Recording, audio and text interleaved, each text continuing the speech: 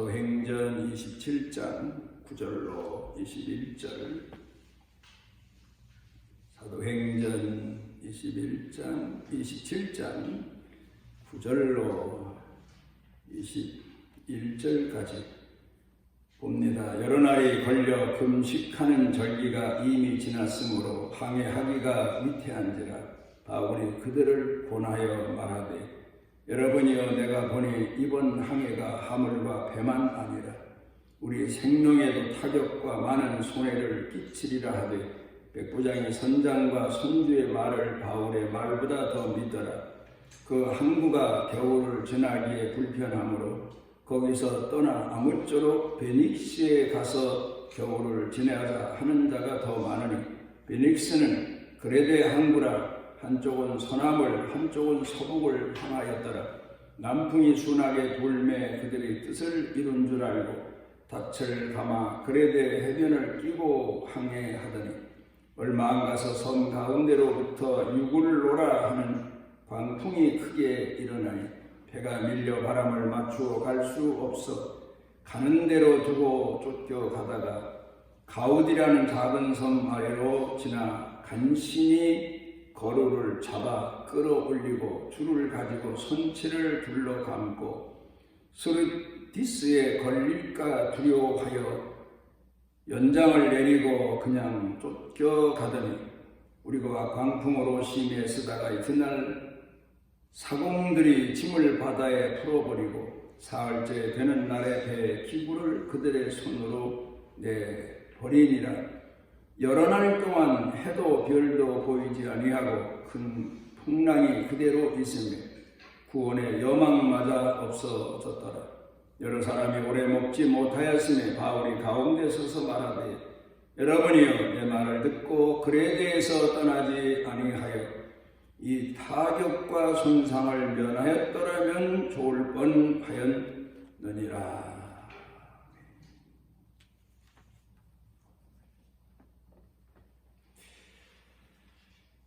이제이 스미스 선장 이야기가 전해져 옵니다.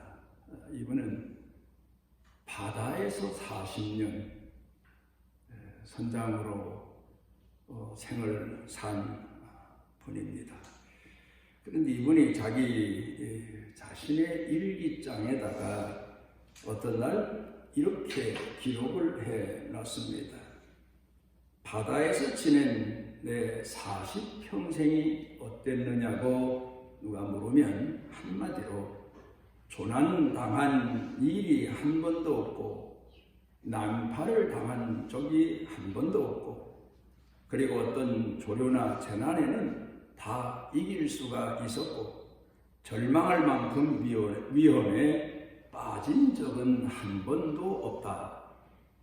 아주 자신만만한 그런 선장의 일기입니다. 40년의 경력을 자랑하는, 그래서 많은 사람들에게도 어쩌면 인정을 받게 된 그런 선장이었는지 모릅니다. 그래서 그가 그 유명한 타이타닉호 선장으로 발탁이 된 겁니다. 1907년, 상당히 오래된 그런 이야기죠. 그런데 그 당시 영국에서 대단한 배를 만들었는데 4,600톤급의 배, 그리고 길이가 270m, 승무원만 1,000명이 넘는 그런 엄청난 배를 만들게 된 겁니다. 그리고는 이제 자신만만한 가운데 세계 사람들로부터 축하를 받으면서 배가 출항을 하게 됐는데, 출항해서 얼마 가지 아니하여서 빙하에 그만 들이치고 맙니다. 그래서 배가 반토막이 나 버리게 됐고, 거기 탄 많은 사람들 거의 다 얼마의 사람 빼고는 그 배와 함께 종말을 맞게 된 역사적인 이야기가 있습니다. 이 배에 관한 이야기를 영화로도 만들어서 방영하긴 했지만 그 영화를 보면서 어쩌면 공포 영화 같다 이제 그렇게 생각할 만큼 그 타이타닉호의 종말이 얼마나 비참했는가를 사람들이 영화를 통해서도 볼 수가 있었습니다. 그렇게 담담하고 혼장담하던 바다에 대해서는 내놓으라 하던 E.J. 스미스 선장이지만 그 엄청난 사건 앞에서는 속수무책으로 본인도 생명을 잃어버렸지만 그를 믿고 그의 유명세를 따라서 그 배에 함께 탔던 사람들도 거의 다 목숨을 잃어버리고 참 안타까운 그런 이야기가 역사적으로 전해져 오고 있습니다. 사람들은 물론 영국이 만든 4,600톤의 어마어마한 배 위력도 믿었겠지만 또 그 배를 운항하는 선장도 그 유명한 E.J. 스미스 선장이 발탁되었다는 바람에 더군다나 그 선장을 믿고 그리고는 그 배에 오르게 됐다가 목숨을 잃어버리고 만 겁니다. 콜롬비아 대학 경영학 교수인 마이클 모식신이라고 하는 분이 책을 내는데 왜 똑똑한 사람은 어리석은 결정을 내릴까? 그런 제목의 책입니다. 그 책의 내용을 보게 되면 터널 비위, 우리로 말하면 시야 협착증이라는 말로 표현이 되는 이야기가 계속 소개되어 있습니다. 사람이 터널에 들어가게 되면 아주 저 멀리 그 끝에 보이는 작은 출구 하나 외에는 그 이상 아무것도 보이지 않는 것처럼 사람이 자기 자신의 지식을 믿고 자신의 경험을 믿고 자기 자신의 살아온 과거의 어떤 연륜 같은 것을 믿게 되면 그것이 전부인 줄로 사람들은 생각하게 된다는 겁니다. 그래서 사람들은 무슨 일을 결정할 때 다른 사람의 의견도 수렴하고 선배의 말도 듣고 지도하는 부모나 스승 그 외 분들의 이야기도 참고를 해야 되는데 어렸을 때에는 그렇게 하고 살던 사람이 어느 순간부터는 자기 자신의 생각, 자기 자신의 판단, 자기 자신의 경험, 자기 자신이 살아온 과정이 전부가 돼서 아무도 남의 말을 듣지를 않고 결정을 내어 결국은 이 마이클 모식신 교수가 쓴 이야기처럼 어리석은 결정을 내리게 되고 만다는 겁니다. 그러니까 사람은 과거의 패턴에서 벗어난다는 게 얼마나 어려운가 하는 것을 우리가 살아가면서 실감하게 되는 겁니다. 내가 이렇게 살아왔으니까 앞으로도 이렇게 살면 된다. 그게 맞는 줄 알지만 그게 맞는 경우가 쉽지 않다는 얘기입니다. 우리나라의 옛날에 유명한 대기업 회장님이 어느 기자와 인터뷰하는 것을 TV에서 본 적이 있습니다. 회장님, 대대적인 성공을 거두셨는데 이제 앞으로의 계획은 무엇입니까? 그랬더니 그분이 하는 얘기가 내가 이제 세상적으로, 사회적으로, 경제적으로는 대성공을 거두었으니까 이것으로 만족하고 이제 남은 계획이라고 하는 것은 내가 기업인 중에서 가장 오래 사는 게 내 계획입니다. 가장 오래 사는 것. 그렇게 말을 했는데 안타깝게도 한 3년쯤 가서 그 회장님이 결국 생을 마감해서 돌아가시게 되고 말았습니다. 많은 사람들은 건강에 유의하고 또 그러기 위해서는 병원도 내 병원을 차리고 그리고 유능한 의사들도 내가 고용하고 그러면 내가 그 누구보다도 오래 사는 사람으로 역사에 후대 사람들에게 알려지게 될 거다. 그런 생각을 하게 되지만 그 생각이 들어맞지를 않더란 말입니다.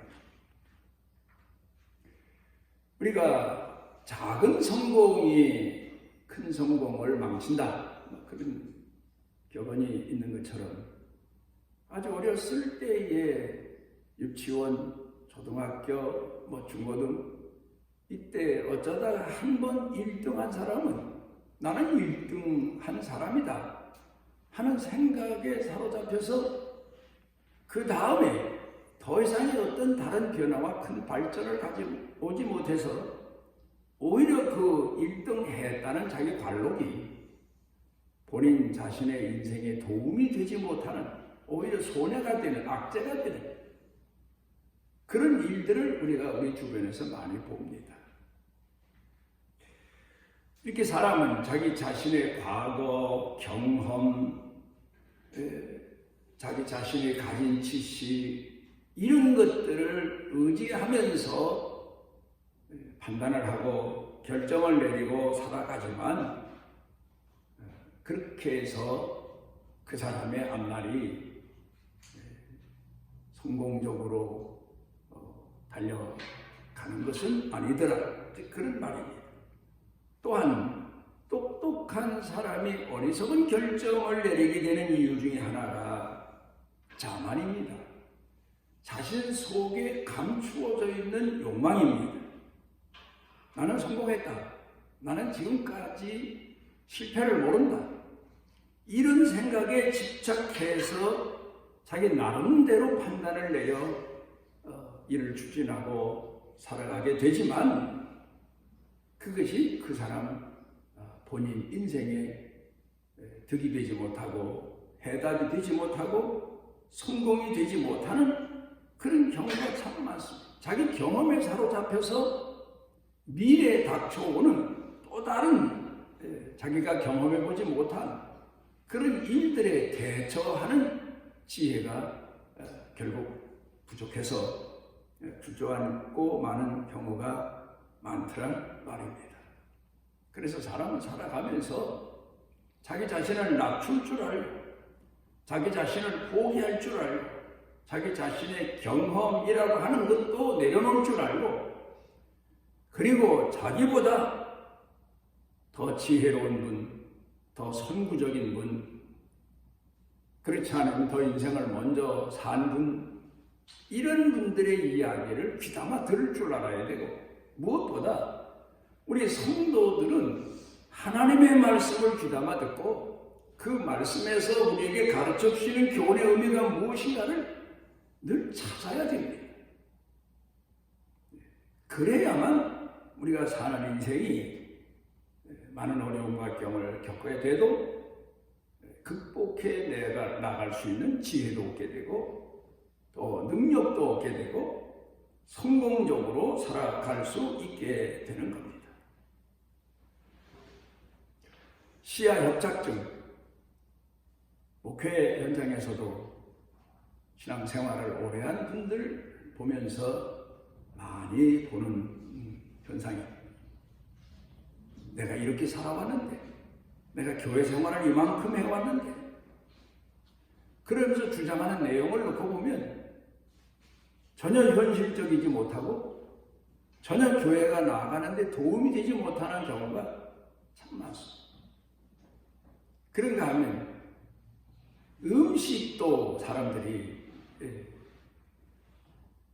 왜 음식을 잘 가리는 사람, 자기 좋아하는 음식만 찾는 사람, 이런 사람이 있는 것처럼 성도들도 자기가 옛날에 은혜 받은 것, 자기가 옛날에 경험한 것, 그 생각에만 사로잡혀서 오늘 주시는 말씀, 오늘 내가 어떻게 변화되어야 될지에 관해서 생각지를 못하고,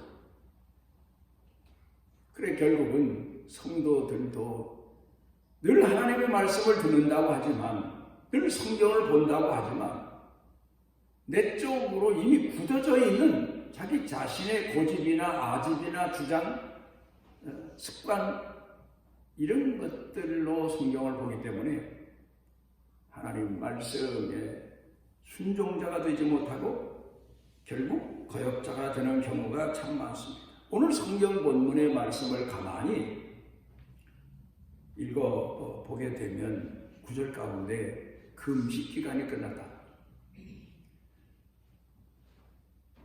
금식 기간이 왜 있습니까? 기도 기간이 왜 있습니까? 이스라엘 사람들에게 자주 금식 기간, 기도 기간이 있고, 우리 성도들에게도 1년에 몇 차례씩 금식 기간도 있고 기도 기간도 있고, 또 나름대로 하나님 앞에 나가 기도합니다마는 그걸 하나의 행사로 끝나고 말았다는 얘기죠. 오늘 성경 본문으로 돌아가서 보면 이 유다에서 로마로 향하여 가는 이 배에 탄 사람들이 아마도 유대인들이 많이 있을 것 같은데, 금식이 끝났으니까, 기간이 끝났으니까 이제 배를 출항시키자. 그런데 문제는 그 금식 기도 기간에 진정으로 하나님의 선하신 뜻이 무엇이 있는가를 마음을 쏟아서 조아려서 기도한 사람은 사도 바울 하나밖에 없다는 얘기입니다. 나머지 사람들은 그냥 하나의 습관성으로 그 기도 기간을 보내고 말았단 말입니다. 그리고는 이제 금식 기도 기간이 지났으니까 마치 감옥에서 나온 사람들이 해방이다 하는 것처럼 출항하자, 그런 뜻으로 배가 출항을 시작하게 되는 것을 보게 됩니다. 이게 바로 인간들이 자주 범하는 허점입니다.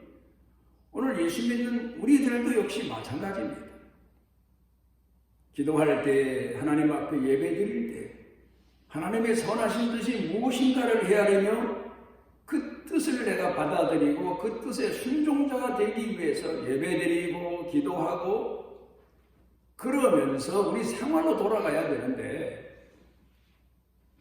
이게 하나의 예배가, 기도가 습관성에 머물러 버리고 말아서 보다 더 깊이 있는 하나님의 뜻에 도달하지 못하는 경우가 우리 성도들 중에 참 많습니다. 그래서 예배 드리고 난 후에 교회 성도들이 모여서 의논하고 회의를 해도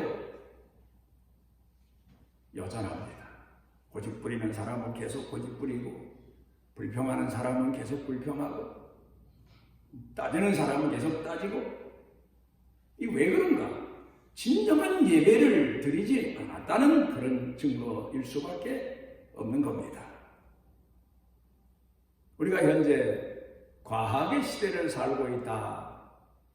그래서 현재를 사는 삶의 방식을 많은 사람들은 과학적 지식을 토대로 합니다. 그런데 어떤 의사 한 분이 쓴 책을 보니까 그런 이야기를 하고 있습니다. 똑같은 병입니다. 진단을 해보니까 똑같은 병 증세입니다. 그래서 수술을 합니다. 그런데 어떤 사람은 살고 어떤 사람은 죽는다는 겁니다. 그리고 의사들이 열심히 심혈을 기울여서 한 생명을 건져 구하기 위해서, 살려내기 위해서 수술을 하지만 40%만 성공한다. 그게 바로 의학계에서 나온 보고서입니다. 우리는 그것도 모르고 의사 선생님 말이 수술하면 된다고 했다. 그리고 안심하는 경우가 많습니다. 그리고 어떤 사람은 수술대에 놓으면서 선생님만 믿습니다. 그 말하면 안 되지요. 40% 정도의 확률밖에 없는데 수술의 실패를 거듭해본 의사는 수술하기를 아주 부담스러워한단 말이에요. 그래서 웬만하면 그냥 지내시지요. 그렇지만 꼭 수술해야 될 일이 생기면 할 수 없이 수술을 하게 되는데 그 두려운 마음이 만만이 아니라는 것. 그러니까 우리는 이 사실을 알고 난 이후부터는 아하, 생명의 주인은 하나님이시구나. 수술이라고 하는 게 그래요. 사람이 몸속에 문제가 있어서 그 문제를 해결하기 위해서는 건강할 때 수술을 해야 되는 거예요, 사실은. 그런데 대부분 건강할 때 그 병 증세를 알아서 수술하는 사람은 많잖아요. 병이 중한 다음에서야 비로소 수술하게 되는데 그때 의사만 믿어서는 결국 낭패를 본다, 뭐 그런 얘기죠. 그래서 의사분들 중에도 보면 신앙이 있는 분들은 늘 겸허한 마음을 가지고 자기가 계속 한 번도 실수해보지 아니한 수술을 할지라도 간절한 마음으로 하나님께서 이 사람의 생명을 구해주시기를, 내가 하나님 앞에 쓰임받기를 바라는 마음으로 무릎을 꿇고 기도하고 수술을 시도하게 되는 경우가 많다는 겁니다. 오늘 성경 본문 말씀으로 돌아가서 봅니다. 2000년 전에 상상도 못할 일이 벌어집니다. 276명이 탄대가 이달을 떠나서 지중해를 거쳐서 로마를 향해 이제 가는 겁니다. 그러다가 미한이라고 하는 작은 항구에 도착을 하게 되는데, 이제 그 중에서 그래도 그나마 사람들이 이런저런 말을 합니다. 지금이 며칠 안 있으면 태풍 계절인데 배가 여기서 떠나도 될까? 그것 때문에 그 배에 탄 사람들이 뭐 이런저런 얘기를 해서 어수선해집니다. 논란이 된 거죠. 배가 떠나느냐 마느냐.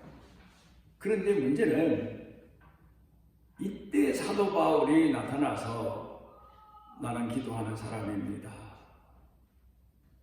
그런데 내가 기도 기간에 기도했는데 하나님께서 우리 배가 더 이상 떠나지 않고 이 작은 섬에 머물렀으면 좋겠다고 하셨습니다. 여러분, 제 말을 듣고 여기 머무릅시다. 그런데 그 안에 탄 선원들이나 아마도 배를 타고 여행을 하게 되면 유흥을 즐기고자 하는 사람들이 많이 탔던 것 같아요. 이 사람들이 아니다, 여기서는 겨울을 날 수가 없으니까 우리 좀 더 큰 항구로 가자. 베닉스라고 하는 항구는 거기 가게 되면 그 유흥장도 있고 또 우리 많은 사람들이 가서 겨울 나기 좋은 곳이니까 가자. 그렇게 논란이 되다 결국 선주와 선장에게 의뢰를 합니다. 그런데 선주와 선장이 결단을 내리는데 배가 더 이상 출항하지 말자 하는 바울의 얘기와 여기서 좁은 이 항구에서 겨울 나려면 답답하고 힘드니까 베닉스라고 하는 큰 항구, 그래도 사람도 많이 모이고 들썩들썩 하는 곳에 가서 겨울 나면 좀 재미도 있을 거 아닙니까? 하는 이야기를 듣고는 결국 그렇게 결정해서 배가 떠났는데, 배가 처음에는 아주 바람도 잔잔하고 날씨도 좋아서 사도 바울이 민망할 정도로 그렇게 배가 출항을 합니다. 그런데 하루 이틀 지나자 엄청난 유라굴라라고 하는 태풍이 몰려와서 결국 배가 부서질 직전까지 이르게 되고, 결국은 그 배에 탄 선원들이 배를 가볍게 하기 위해서 사람들이 가지고 가는 모든 짐을 다 버렸어요. 그리고 이제 겨우 목숨만 붙어있는 상태에서 두려움에 떨고 있는 그 상황인데, 이때 사도 바울이 다시 나섭니다. 내가 여러분들에게 이 배가 출항하기 전에 간곡히 부탁을 하지 않았습니까? 내가 섬기는 하나님은 사람의 경험이나 경륜이나 지식보다 더 위대하신 창조주이십니다. 그분 말씀을 들었어야 했는데 그만 여기까지 오게 됐지만, 그래도 다행히 하나님께서 사람의 생명만큼은 지장이 없다고 위로해 주셨으니 그 하나님을 믿고 그리고 견딥시다. 그렇게 위로하는 내용이 오늘 성경 본문 말씀의 내용입니다. 여기서 우리가 배우는 교훈을 또 하나 있습니다. 며칠 전에도 민주주의라는 명분 아래 우리가 그 체제로 살아가고 있기 때문에 투표를 했는데, 물론 투표의 결과가 이렇다 저렇다, 그건 민주주의 법에 따라서 한 거니까 말할 필요 없지만, 민주주의에도 맹점이 있더란 말입니다. 요사이 보게 되면 다수결로 갑시다. 교회에서도, 목회 현장에서도 그런 얘기하는 사람들 참 많습니다. 표 많은 쪽으로 결정을 내립시다. 그런데 어떤 때에는 많은 사람들이, 다수가 합당하다고 결정하고 결론을 내리지만 그 일이 맞지 않는 경우가 많더란 말이에요. 그래서 성경은 그런 사람들을 향해서 권면합니다. 백발을 무시하지 마라. 노인의 말을 경청해라. 표로 보면, 숫자로 보면 젊은 사람의 숫자나 노인의 숫자나 표로 보면 한 표 동일합니다마는, 그러나 젊은 사람의 한 표와 나이 많은 사람의 한 표의 의미는 다르죠. 그런 것처럼 아무리 근간에 우리가 살아가는 사회가 다수의 사람들의 의견에 의해서 결정지어지고 살아가는 사회라 할지라도 이게 체질화되어 버리면 안 돼요. 다수의 사람들이 옳다고 해도 몇몇 사람이 안 된다 하면 그 의미가 뭔가를 생각해 볼 줄 알아야 돼요. 귀담아 들을 줄 알아야 돼요. 오늘 살아가는 젊은 사람들에게 꼭 권면하고 싶은 얘기. 그리고 또 하나, 요사이 많이 우리가 듣는 얘기가 권리입니다. 권리 주장을 합니다. 내 개인의 권리, 무슨 우리 단체의 권리. 근데요, 나이 든 분들에게 한번 물어보십시오. 젊은 사람이 회사에 들어가서 자기 권리부터 찾고 어디서든 자기 권리부터 주장하다 보면 큰 것을 잊어버려요. 오히려 권리를 양보하고 자기를 낮추고 그렇게 사는 방법을 터득해야 이 사회에서 다른 사람보다 더 크게 성공할 수 있다는 사실을, 이 비밀을 젊은 사람들이 마음에 새겨두었으면 합니다. 성공한 분들 얘기 들어보세요. 자기 권리 주장에서 오늘의 성공을 이룬 게 아닙니다. 자기 자신의 권리를 얼마나 많이 양보하고 포기하고 오히려 빼앗기고 그러면서도 겸손하고 낮아진 가운데 인내하며 살았기 때문에 오늘 성공을 이룬 사람들 얘기가 많습니다. 오늘 성경에서 우리에게 가르쳐 주시는 교훈이 무엇입니까? 잘못된 삶의 방식, 잘못된 믿음, 잘못된 경험, 잘못된 아집, 이런 것들을 하나님 앞에서 겸손하게 스스로 포기하고 하나님의 뜻을 구할 줄 아는 성도가 되어야 된다. 신앙인이 되어야 된다. 이 사실을 오늘 성경 본문에서 가르쳐주고 있습니다. 미국의 유명한 벤자민 프랭클린이라고 하는 분은 그 아버지 어머니가 자녀를 참 많이 낳으셨어요. 17을 낳았는데 15번째로 태어난 사람이에요. 공부를 못했습니다. 무식한 사람이에요. 그런데 그 사람은 얼마나 성경을 많이 읽고 하나님의 말씀을 귀담아 듣고 열심히 살았으면 세상에 그때 그 시대에 미국 독립할 당시에 헌법의 기초를 놓은 사람이 됐단 말이에요. 그때 학박사도 많았을 거고 전문가도 많았을 텐데 오히려 이분이 미국 헌법의 기초를 놓은 그런 유명한 분 아닙니까? 이분이 평소에 가지고 있던 13가지 삶의 덕목이라는 게 있습니다. 그 중에서 3가지만 말한다면 첫째로 나를 낳아주시고 나를 양육해 주신 부모 말씀을 내 생각과 말보다 먼저 선택한다. 그게 그 덕목 중에 하나입니다. 부모 말씀을 귀담아 듣는다. 두 번째가 주일날이면 성전에 나가서 하나님의 말씀을 귀담아 듣는다. 그리고 내 마음에 새긴다. 내 삶의 지표로 삼는다.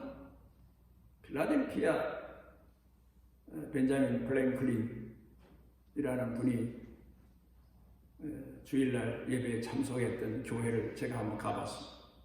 꼭 그 자리에 앉았다는 의자도 하나 있어요. 저도 거기서 앉아서 잠시 묵상도 해봤지만 그렇게 철두철미하게 사회활동가요, 교육가요, 정치가이었던 이분이지만 주일날 성전에 나와서 철저히 하나님 말씀에 귀담아 듣고 마음에 새겨서 살았기 때문에 그 당대에 그 전문가적인 사람들, 유명한 사람들, 법률가, 박사들보다도 더 요긴하게 그 사회 공헌하며 쓰여질 수 있었던 사람이라는 거예요. 그리고 세 번째가 이분이 말한 물질의 노예가 되지 말아라. 그런 이야기를 하고 있습니다. 오늘 우리가 성경 본문을 보면서 다시 돌이켜 생각해 봐야 됩니다. 금식 기간, 기도 기간이 끝나서 배가 항해하는데 그 기간에 정말 마음을 조아려서 하나님의 말씀을 귀담아 듣기 위해서 기도한 사람은 사도 바울 하나밖에 없었다는 사실. 오늘도 교회가 예배를 드리고 기도회를 갖고 의논을 하고 그럽니다마는 정말 하나님께서 원하시는 뜻이 무엇이고 우리에게 주시는 교훈이 무엇인가 마음을 조아려 찾는 사람은 많지 않습니다. 그 사람이 바로 그 많은 배 탄 경험자들, 지식인들, 내노라는 사람들의 선구자가 됐고 하나님 말씀을 전달하는 전달자가 되었던 사도 바울처럼 오늘 우리도 우리 가정에서 교회에서 내 주변 사람들이 정말 나를 향하시고 교회를 향하시고 내 가정을 향하시고 이 시대를 향하신 하나님의 뜻이 무엇인가를 내가 먼저 찾고 구하고 순종하고 남에게 전하는 그런 신앙인으로 살게 되시기를 바랍니다. 우리를 지극히 사랑하셔서 하나님을 향하여 마음을 쏟으며 우리 생을 살아갈 수 있도록 은총 주시는 아버지 하나님, 주께서 우리의 기도에, 우리 예배에, 우리 생각의 마음에 성령님의 능력의 은총을 도와셔서 늘 깨닫고 늘 주 앞에 충성하고 헌신하고 내 삶을 이 말씀으로 비추고 다른 사람들에게 이 고귀한 진리와 삶의 방식을 전하고 알리는 사명을 다하며 살게 해 주옵소서. 예수님 이름으로 기도드리옵나이다.